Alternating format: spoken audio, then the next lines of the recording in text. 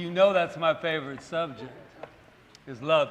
But I have to address something that's not in these notes. Let's address her being worried that I was passed out in the circle. Let's discuss. Let's just discuss. This is the fourth time I've heard the story, so I keep going, why did you think I was going to pass out in the circle? Did you not trust that I could handle it? But I do want to put a little something on that one too. We do kind of watch out for each other. And it wasn't that there was anything wrong with it. The exercise was great, but I don't know, but I mean, I was going, wow. Then I found that part of me, the little boy that was kind of going, my feet hurt, you know. And then there was a girl over there that was a woman that was about ready to cry. And I walked over and I just said, let me walk you to your friends, okay? And then I forgot that my feet were hurting, but that was okay. And she was really distraught. And the exercise was good for everyone. Because it taught, his whole idea was, you know, this one, I love this one woman. I love us all as these adventurers, you know. She's sitting there going, I am conscious, She's like bleeding. She cannot handle this stuff on her feet, you know. And she goes, just be conscious, just be conscious, just be conscious. And I was like, then other people were like, yeah. So, I mean, that was Isha over there going, yeah. But it was something that everything has a gem to be found. And for me, I did question, if something hurts me and I don't want to do it, don't do it. Just walk away and say, I am one with this. And my take on it was, I was afraid, after all these 50 years of living, I was afraid that I wouldn't be a part of the tribe. And that is BS, belief system. And that's not satisfactory to me in my life anymore. I'm glad I did it because it was an experience and it gave me an opportunity to gripe all the way home. No, I'm just kidding. No, who did they think they are putting me in a circle? You know, but no, that wasn't it. But I felt, and interesting that how we ended up there is that we wanted to go, but then we said no, and then we were going to do this, and we said no, and then we had this wonderful invitation to be on the guest list because of, you know, being the powerful spiritual leaders that we are, and the word gets out. But anyway, we went there, and I just kept telling Rita, this is meant, we must be there, or this would not be occurring. So my message with that one is just take it in, and when are we going to get rid of those things on the ground? I mean, I don't have the toughest feet in the town, but anyway, I digressed. But I did not pass out, and it wasn't even that hot to pass out. So, what? Just some spice. As a little boy in the 1970s, growing up on Oahu, I didn't own even flip-flops until I was 7, and Healy, which we call sleeping grass, was proof that my feet were really tough. Ah, okay. Well, then it was proof that mine are not. So I like it. I like that. I like it. So talking about it's time for a raise, this hit me in a different place too. I remembered being in the work field, the workforce, whatever you want to call it, and being young and going out. And I wanted a job like when I was 13 so I could have all this money to be free. Money represented freedom to me. And our family didn't have a lot of it. And I saw my mother struggle most of her life with trying to pay bills and the 11th hour and all of that. So the moment I got the opportunity to get a job, I did. Interestingly enough, I started to really think about it, just to play with the idea. And I realized I never, all the way to probably my 30s, ever thought about what I wanted to ask you to pay me. I just wanted a job. And whatever they were paying is what I got when I went to get a job. And it seemed very natural at 16 and 17 and through Taco Bell and Gallon Camp shoes and all of these things that Patrick did. But I realized I never walked in. And remember when they would say, "What's your salary requirement?" And I remember thinking to myself, I have no clue. I don't have a requirement. I need a job. I was in New York. Do you have a job opening? I never even asked them how much they were paying. They had to tell me. I remember when they wanted a requirement, and I said what my requirement was. And they said, that won't do. That's too low. Now, when your employer has to tell you that they're going to give you more money because you didn't ask for enough. And so I'm not putting anything like poo-pooing this. I was just saying this is how I was raised. I went to go look for work so that I could survive. And whatever you're paying, I'm going to take it because I need a job. And then as I started to develop my consciousness, I realized that some of that is still in me, not just for money, but just what am I worth? What is my self-worth? What is my worth in anything? What am I willing to receive? What am I willing to do? What am I willing? And it is a big one, I will tell you. It is a real hit to your heart, kind of a scary place for one when they start to realize that you have just taken whatever was given because you needed a job, or you needed this, or you in a relationship that isn't working, but you took it anyway. Why? Because, well, pros and cons, pros and cons. I am so tired of my pros and cons because they never work for me. I put this and I do this, and I still have to make a decision. I still have to come up with a decision.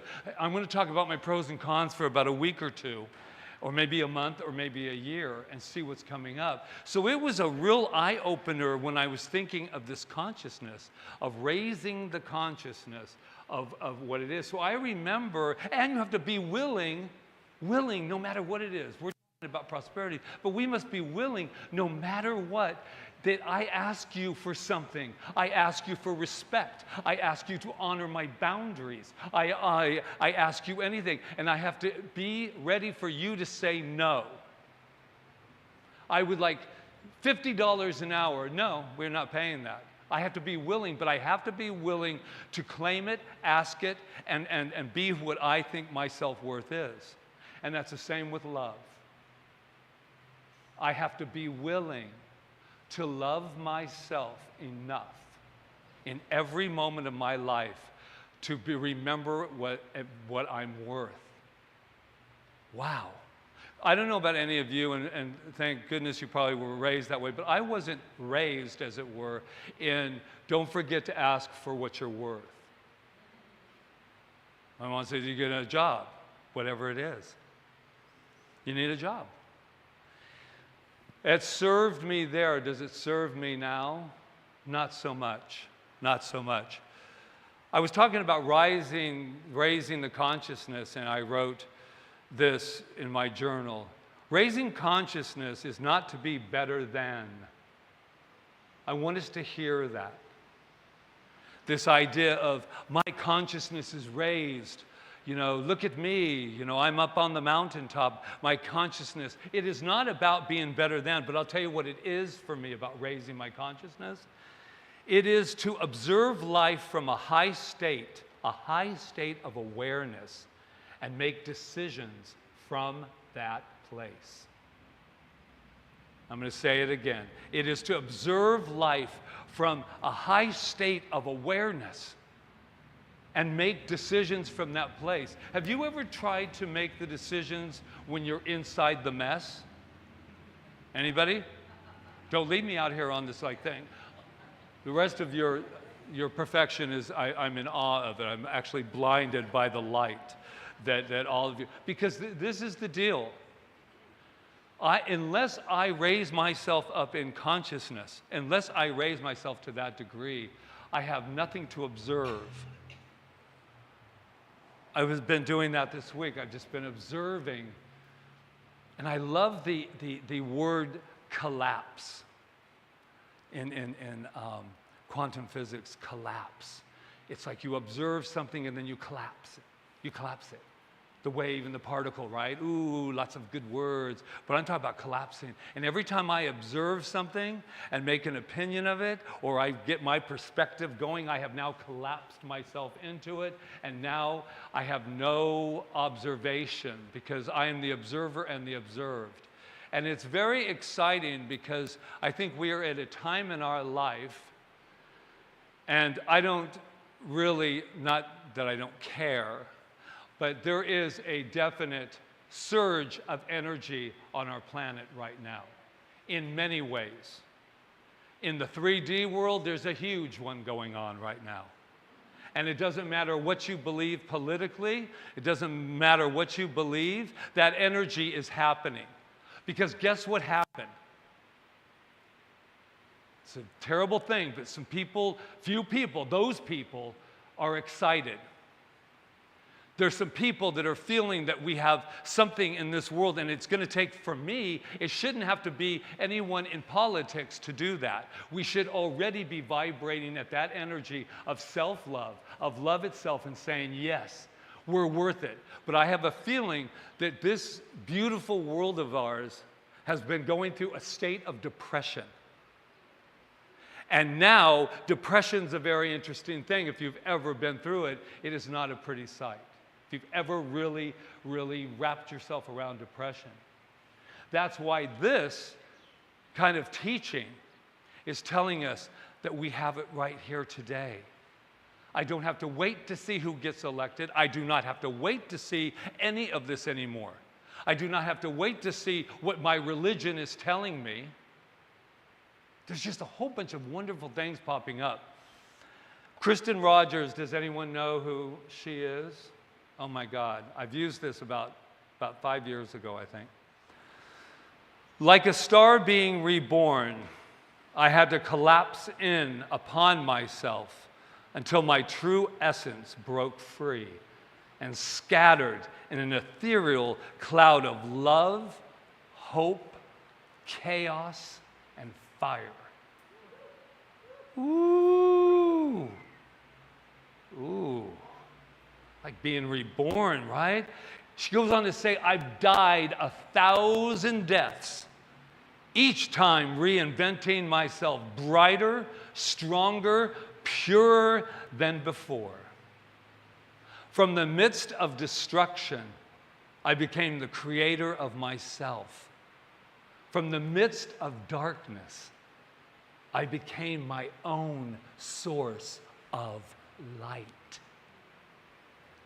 Now, this may seem like we don't need anybody.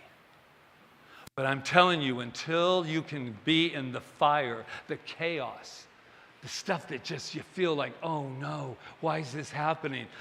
Also, a couple of things that happen is I realize there's two opposing beliefs. I believe that I'm the throne of prosperity. I have the birthright of life itself, and that means I can have anything I want. Anything. I could have ice cream and never gain a pound. I can have homes that are 20 bedrooms and not have to be selfish. But I don't want 20 bedrooms, because then everybody would want to come stay, you know what I'm saying? But what I'm saying is that then the opposing, so you can say I can have anything I want, and then the second one, I don't need anything to be happy, because in reality, I have it all right now. I am desire-free because I have it all. I've let go of all attachments. Now, how do I live those two opposing thoughts? How do I live them? I'm a walking contradiction when I try to live both of those at the same time. Does that make sense? To sit there and say, I want the world, I can have it because Patrick and Rita told me that we have everything right here, right now. And then, yes, but I have to let go of all attachments, and I have to let go. I think it's actually saying the same thing. It's saying, do not become addicted. And if everything's taken away from me, I am no one. If everything is taken away from me, I still have me. I still can come. I still, from the midst of destruction, I became the creator of myself. From the midst of destruction, I became the creator of myself. And here we are. From the midst of darkness, I became my own what? Source of light. Enough of that. Y'all look hot and tired.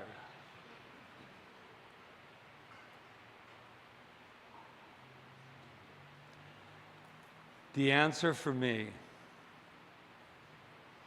is love yourself right now. Whatever BS you have been living through, and if you're sitting there, the love bug of all love bugs, hallelujah to you. And I want some of what you're having. And I really don't care.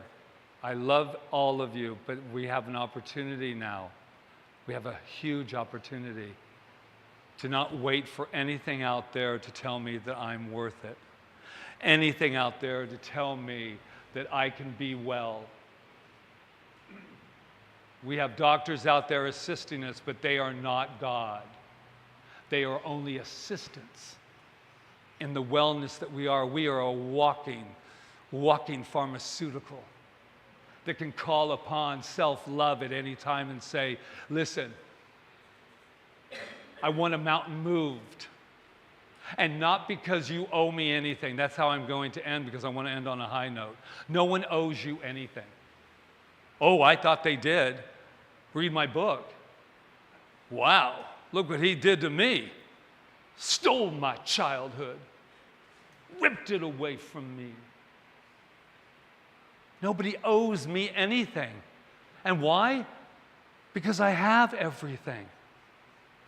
And as long as I have that opportunity to know who I am, and that is love, love will open up every single door. And I promise you, and I don't make promises, trust me, because you always come back to me on them. Promise you that loving yourself is the absolute gateway to your freedom. We have it all, and good thing we don't want it all the same, right? But now, after listening to you, my friend, I want tougher feet because I just need to get out a little more. So that's how I'm leaving you. I'm leaving you with this, with love. And let's leave with Rumi, because mine's as good as Rumi, but I just want to let you know that, I want to tell you something. Chia, if you know, our beautiful Chia lost her wonderful husband, Candle, about 3 weeks ago, and I didn't know if everybody knew, but I thought it would be nice just to, keep her in our hearts and in our prayer, because it's always hard to lose something. But I was thinking of Candle, and Candle about 5 years ago, we weren't here, he was sitting over there, and she's, got it for Joe Dispenza. She's always admitted it. She hasn't tried to keep the affair away from me. Dr. Joe Dispenza, that she loves him, and so I want to ask you something. What does Joe Dispenza have that I don't have? And Candle went, just a bigger audience. Just a bigger audience. And I went, wow. So my beautiful Candle, and I know you're lighting the way. Thank you for that, because that is something whenever I doubted myself, I went, I have the same thing Joe Dispenza has, right? We're getting too personal. Okay, so Rumi, let's run. A heart filled with love is like the phoenix that no cage can imprison. A heart filled with love is like a phoenix that no cage can imprison. So let's be like that phoenix rising, shall we? And rise ourselves up. Namaste.